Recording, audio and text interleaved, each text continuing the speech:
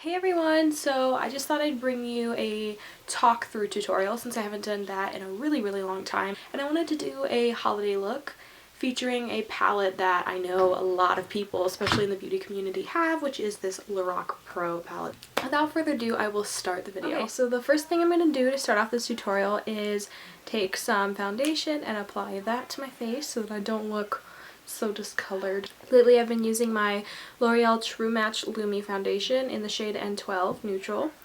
Soft Ivory, Classic Ivory, the pale one. And this has lasted me so long, and I like it. It's pretty good.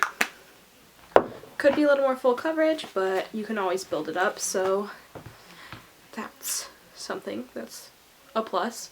And I'm using my Sigma F80 flat top brush, Black Kabuki, my only Sigma brush. I swear by this for foundation, but if you want something comparable-ish, you can try the e.l.f. powder brush if you're first starting out. Not as good as this one, but it's the same kind of style. It's just not as densely packed. So, you know, it's going to be a little more streaky. It's not going to blend as well, but if you're just starting out, I suggest that. If not, it's really a good investment because I've had this for a couple years now and I haven't needed to use another foundation brush since. It really helps you blend stuff fast. Just good if you're on the go. Alright, I'm going to do face stuff first, and I'm going to be using this unidentified MAC blush. I really need to figure out what these are. I'm shitty and I don't remember, but basically it's just this pale pink and this dusty mauve. I'm just running those two together. They're really comparable. You can get them pretty much anywhere. Just running these light dusty shades together and running those all over my cheek with this Real Techniques blush brush. It's the only Real Techniques brush that I have, and I really like it. It's a really good size for getting your blush. I used to use another e.l.f. brush, but it was a little thin and it would make my blush a little streaky, but this really just gets it on. I'm going to work on my contour now. I'm going to be using the Hoola bronzer by Benefit. I'm using that on an e.l.f. blush brush. I'm going to tap off the excess, and then I kind of go in a U shape almost. I don't just go straight, I curve it. I find that it's a little bit more natural. It follows your jawline a little bit better and your cheekbones a little bit better if you do that. Same thing with the other side. Depending on what bronzer you use, a little bit goes a long way. Like this one's pretty pigmented, so I don't need too much. I like to go in and contour the sides of my nose.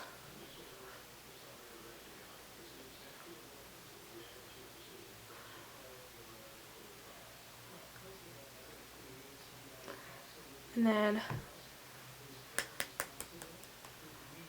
up on my forehead a little bit.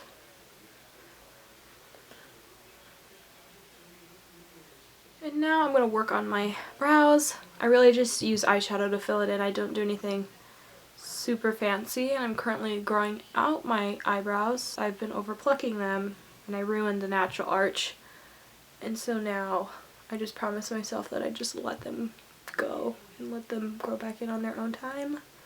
Then I also overplucked, so I don't really have a tail on my eyebrows anymore,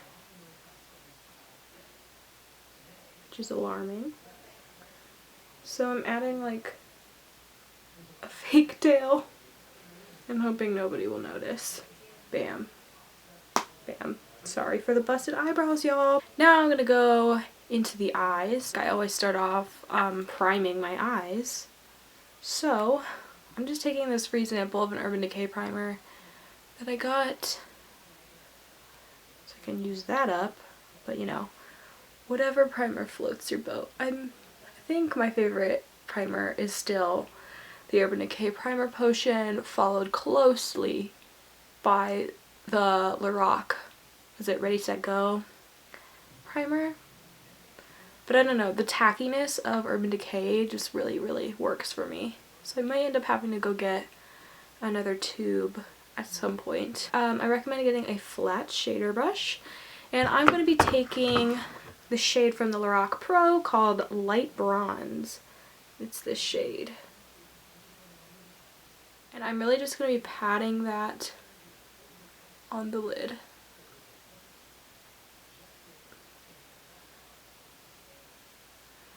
Pat it and kind of sweep it across.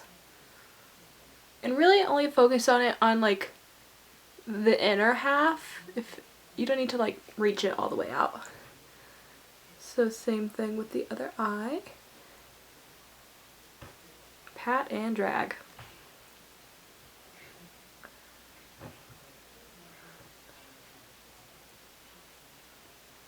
I'm going to be taking another color from this Lorac Pro palette, and it's the color Gold. And I'm tapping off the excess because you don't need as much. The gold, the darker the color, like the less you need really, because it builds super easy. And I'm going to be putting that on the outer corner. Pat it. Pat. Drag.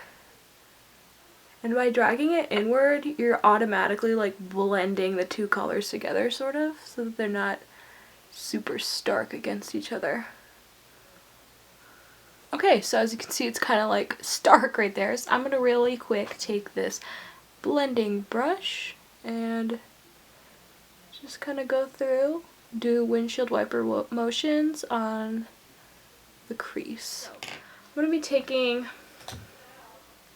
a kind of dense crease brush, and I'm going to be taking another shade from the Lorac Pro palette, which is this kind of gray shade called Pewter.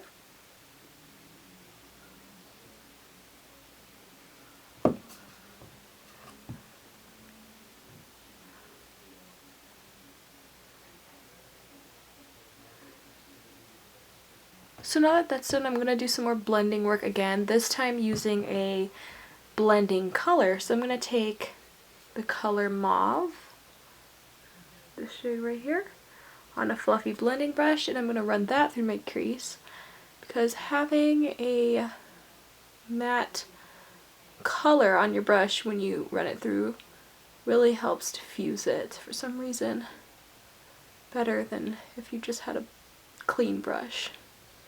And then I'm going to use a transition color. I'm just going to kind of wipe off that brush and use a lighter transition color, and I'm going to take light pink from the Lorac Pro, and I'm going to put that right above where the shadows are, so that they just look like they kind of just softly diffuse. Take this large flat shader, and I'm going to put a cream color, the cream color from the Lorac Pro again, and I'm going to set that right underneath my brow and just kind of lightly flick it over to the side. I have no better verb than flick to use to describe the motion. I use this method with my brow bone color nearly every day, and I find that it really works. Just to add some more depth to the look, I'm going back in with that gold color that we used towards the beginning of the look, and I'm going to run that through on the bottom lash line. I find that it really helps pull the look together if you incorporate one of the eyeshadows on your lower lash line. Something about it just makes it look much more put together. And then I'm taking my L'Oreal Voluminous Superstar eyeliner, my felt tip pen eyeliner that I'm in love with. While the eyeliner dries, I figured I might as well step back and do my lips. I'm going to prep my lips with this new chapstick, Cake Batter chapstick that I got as like an early Christmas present, stocking stuffer thing. So I forgot all of my chapsticks, and if you watched my fall favorites video. Apparently I forgot everything on this trip home, so that's awesome. 10 points for me. And I'm taking this NYX lip liner in the shade, what shade is this? Bloom. And these are the regular sharpened pencils, not the retractable ones. But I really, really love these.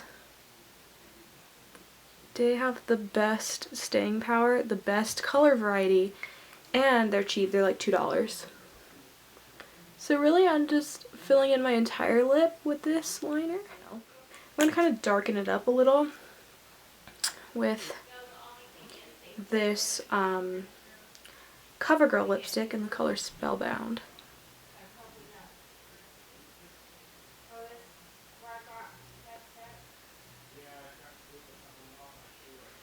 Yeah, it's a lot a bit darker than it appears on camera. It's really just like a pinky plum color in real life, but it comes off as this like Barbie doll pink. Now, because it looks so bright, it clashes with that scarf. So I'm just going to take that scarf off. Let's go back and curl down lashes. I'm not going to zoom you guys back in because it's literally just lash curling and mascara. It's not that important. I'm taking this Essence All Eyes on Me mascara. It's like $1 or $2 or $3 at Ulta. I'm actually pleasantly surprised with the Essence brand. I have 3 of their products. I have a teal nail polish that I did a first impressions on recently. I have their powder, the face powder, that I love and use every day. And I also have this mascara, and I'm decently surprised. And a lot of people see a $3 mascara and they're like, ooh, no, it's gonna be terrible, but it's actually not. What I do is I do what, like, I don't know, I'm sure it wasn't invented by her makeup artist, but it's like the Kim K triangle thing. So I do that and it works pretty well. And I also make sure to take it right up there in like my eye socket, because I have really, really deep eye sockets, and so I have the shadow that always makes my eyes look darker than they really are. Like, it always makes me look tired. It adds to my dark circles. So I'm like, nope, and I always make sure to get those. And I'm just gonna dab, dab, dab, dab, dab. Call me Wiz Khalifa because I'm dabbing. I'm just gonna do that a million times until I always have to have my mouth open in an obnoxious way in order to do my makeup. Like, not even just my mascara, but like anything. I'm just always like absolutely glamorous. Okay. For that, since it is the holidays, it's the perfect time to bust out a Bobbi Brown shimmer brick. So I like to use my e.l.f. powder brush. I'm going to apply that to the tops of my cheeks.